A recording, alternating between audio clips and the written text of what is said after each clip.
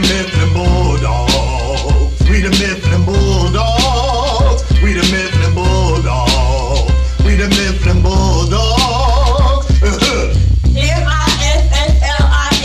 Mifflin Bulldogs gon' fight to the end. Bulldogging through all the competition. Piling up. Good morning, Mifflin Middle School. This is Miss Colson, your principal, and today is Tuesday, February 9th, 2021. Typically on Tuesday, we do Good News Tuesday, but because we've been having our lovely HBCU interviews, I'm not going to highlight any classrooms, but I do want to say a couple of reminders. Tomorrow, parents, February 10th, we have parent-teacher conferences. I know teachers have been reaching out. Please reach out to your child's teacher so you can get the information needed to get the correct Zoom link information to attend parent-teacher conferences. Also, on Thursday, February 11th, we have parent-teacher conferences. So please make sure, parents and guardians, that you reach out to your child's teacher via email so you can get the correct times for parent-teacher conferences. I know teachers have been having parents sign up for a time slot. And Friday, mark your calendars, we're going to be celebrating our second quarter honor roll. Now, the HBCU interview that I'm going to show you today is with two of my sorority sisters. It seems as if almost all of my interviews with females have been with my sorority sisters. These two individuals, she attended Bethune-Cookman College, and one is currently a student in Bethune-Cookman College. So you're going to get two viewpoints, someone that attended Bethune-Cookman College years ago, and then now you're going to get someone that is also a former Mifflin Middle School student who is currently now at Bethune-Cookman College. So now let's go to this interview.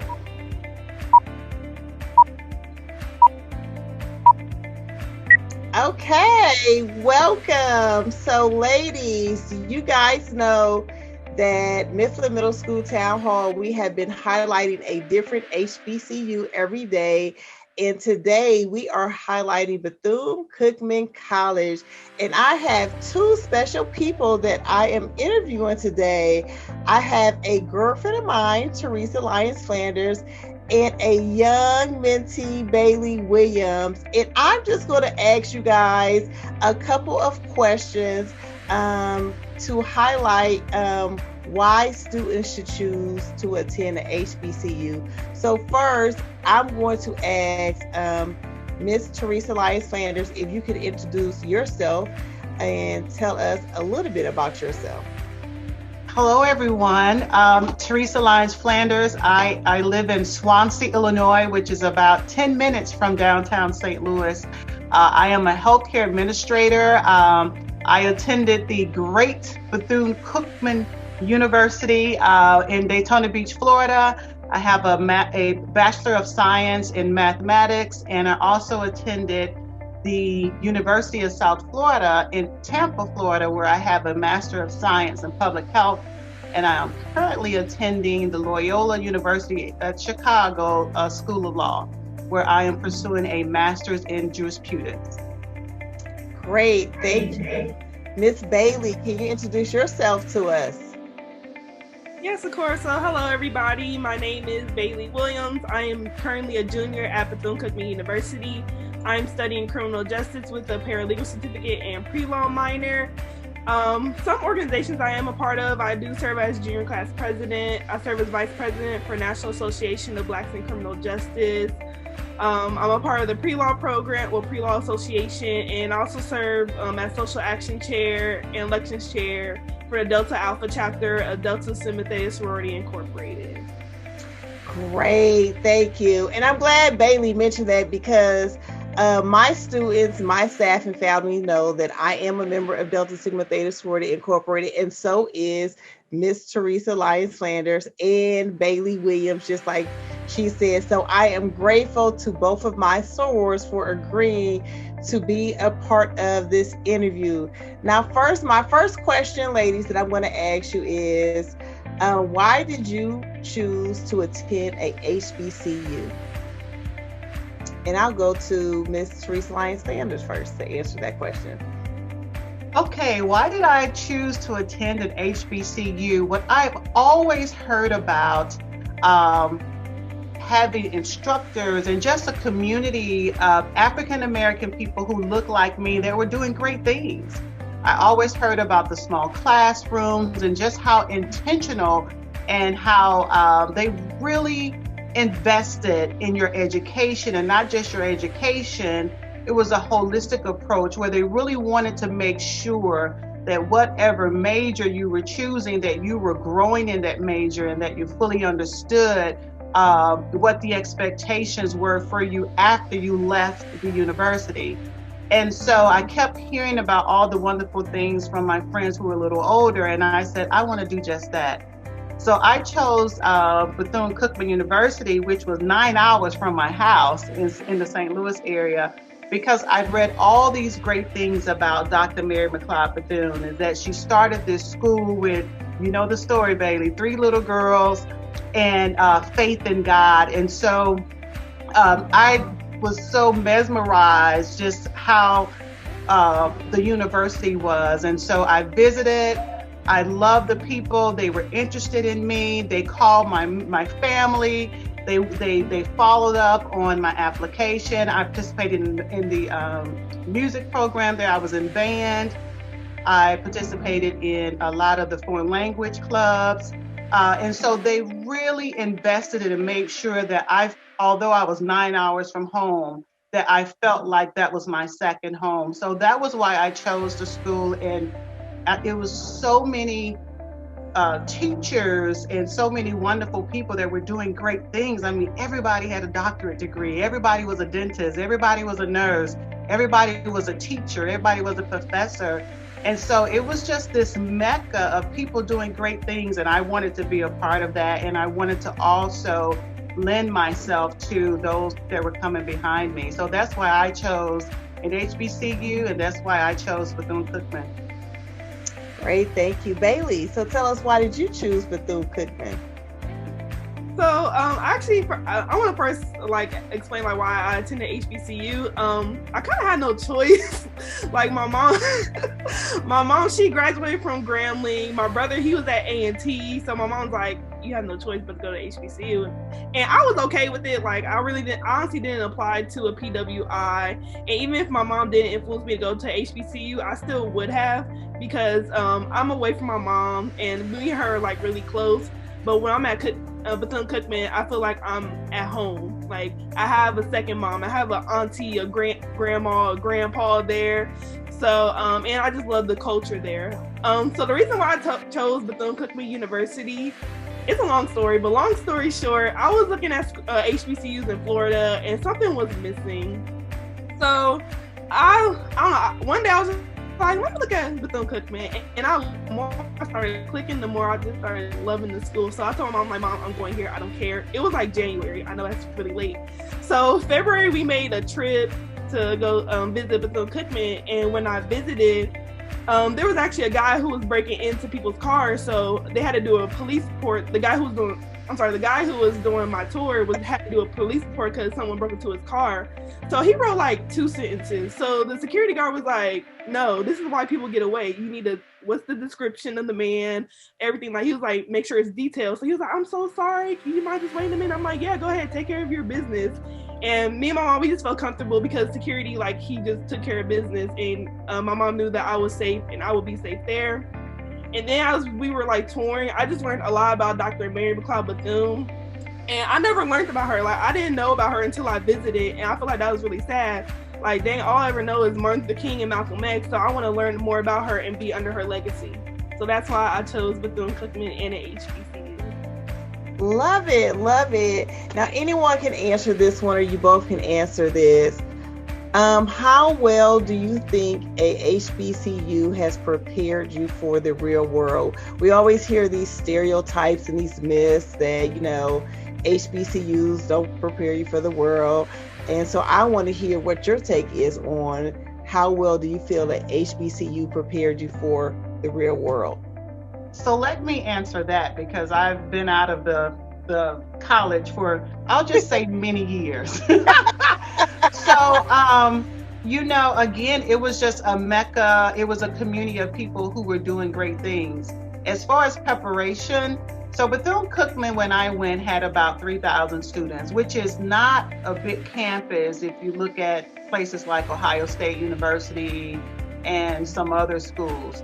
And when I say that they know you, I graduated in 1995, and they know me years later in 2020. They know my first, last name, and my nickname. So they know me. I talked a little bit about selecting a major, and I had advisors.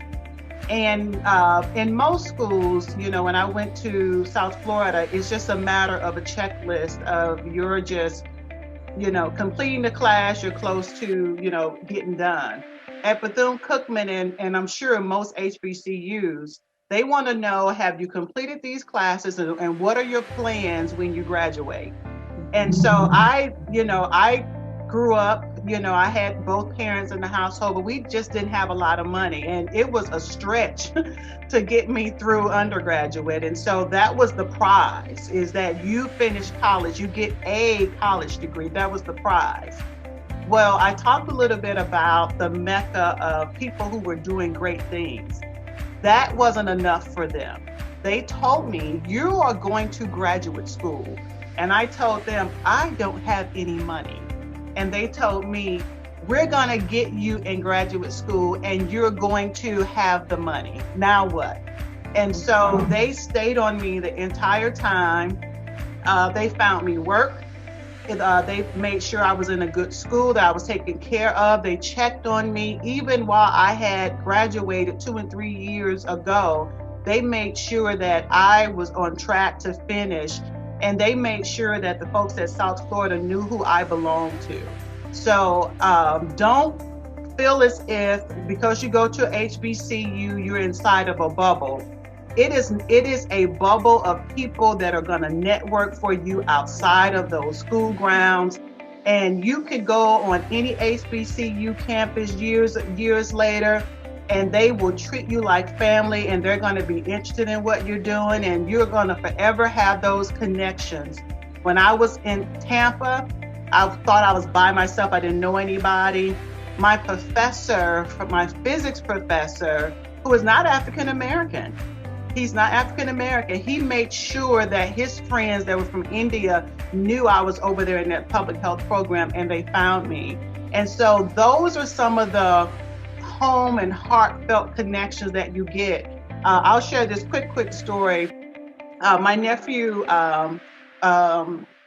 graduated from high school 2000, something like that, in high school in New York. And, again, we just didn't have money to send him to school. And so I made a phone call in the middle of the summer. You're talking about late.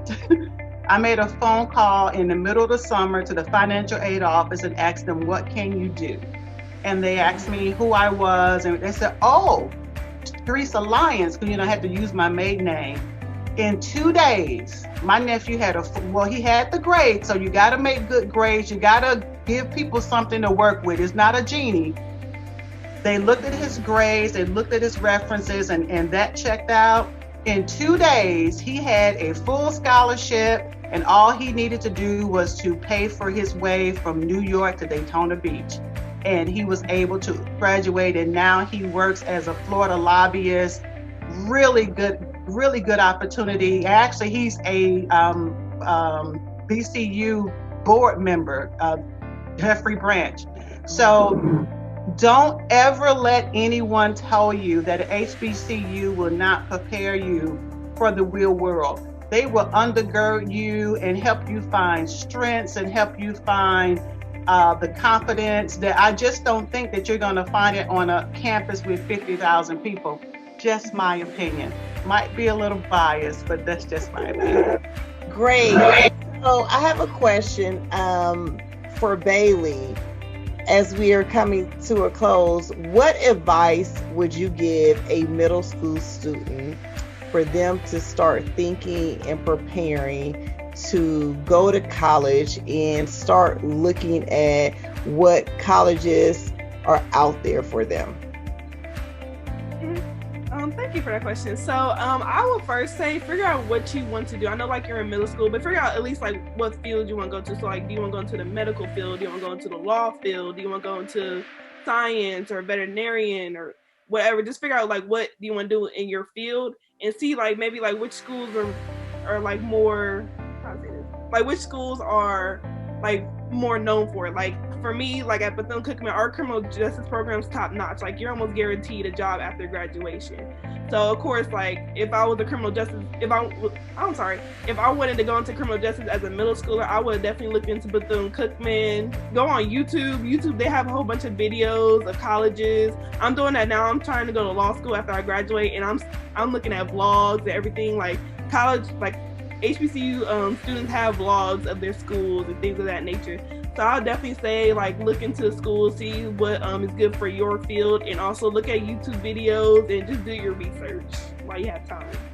And Tracy, if I can, I'm sorry, Ms. Colson, if I can say as well, as a middle schooler, they know my first name. As a middle schooler, if you want to use your phone and just go on the internet and look at what summer programs that are out there. I have a 14-year-old, and he's looking at, not just Bethune-Cookman summer programs, and I know we're in a COVID environment, but a lot of these programs are still offered virtually, and it gives you an opportunity to interact with professors and figure out if this is a subject matter that you can really thrive in. And then if you, participate in something and you don't like it, check it off your list. But go online. I know Morehouse has great stuff for 8th grade and 9th grade males. Bethune-Cookman, Fisk and Meharry. So just go on the internet and pick up the phone. They will be so impressed to hear a 13-year-old or 14-year-old say, "Hi, I want to be a teacher. Do you have a summer program that I can learn more about how to be a good teacher? I want to learn about computers."